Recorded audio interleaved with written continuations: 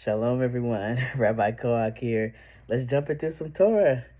This week we are in parshat vayekhel and parshat pikudei, a double portion. And we get this because we are in a regular year. And so in a regular year, we had to squeeze in all of the parshiot. And so this year, when we're not in a leap year, we double up on some of the parshiot. And you'll notice this throughout the year. We are also, though, at the end of the book of Shemot, the book of Exodus, and which means next week we will be starting the book of Vayikra, or the book of Leviticus. Last week in parshat Kitisa, the people got into a little trouble. They were waiting on Moshe to come down, and he didn't.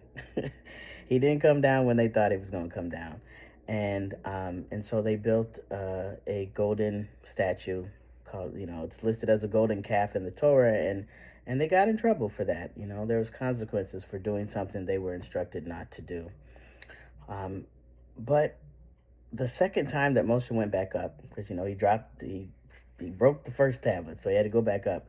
He got to experience God's kavod, God's glory, and in that experience, God revealed itself to Moshe and said, I am patient and kind, and I am compassionate. And the revealing of that to Moshe, and I think then to be passed on to the people, is exactly what I think God is. Patient, kind, compassionate, and us be made in God's image. That gives us an idea of how we can show up. Patient, kind, and compassionate. In parshat vayekhel, the people actually are creating the Mishkan. They got the instructions a couple of parshiot ago. They brought all their materials and gifts that they said they would bring in parshat Truma. And the master artisan, Bezalel, is here to come and help make sure that it all gets put together right. Because the Torah says that Bezalel has Ruach HaElohim, the spirit of the Most High, and is going to do exactly what needs to be done to build this Mishkan. And then in parshat pikudei, it starts out, Ele pikudei ha-mishkan mishkan.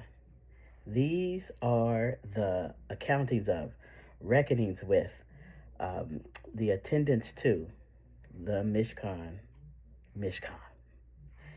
They are making an accounting of what they've built.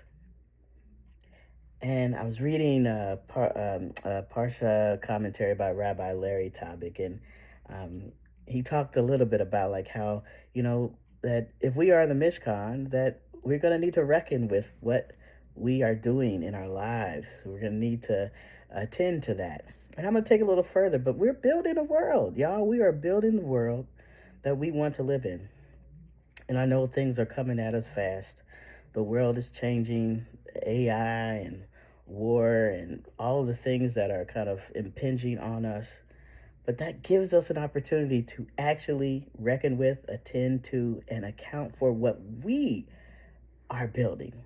What are we trying to create with the Spirit of the Most High within us that will make this be the world that will actually sustain us? We can do it. I know it's a whole bunch of master artisans out here. Got a whole bunch of Bezalels around. We got a whole bunch of artisans who are ready and willing to create exactly what we need. But let us reckon. Let us attend to, and let us account for what it is we're building.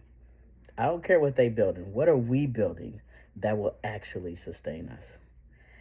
Now, as we get to the end of the book of Shemot, we in the Ashkenaz tradition, we say chazak vanit chazet, and it means to be strong, and may we be strengthened.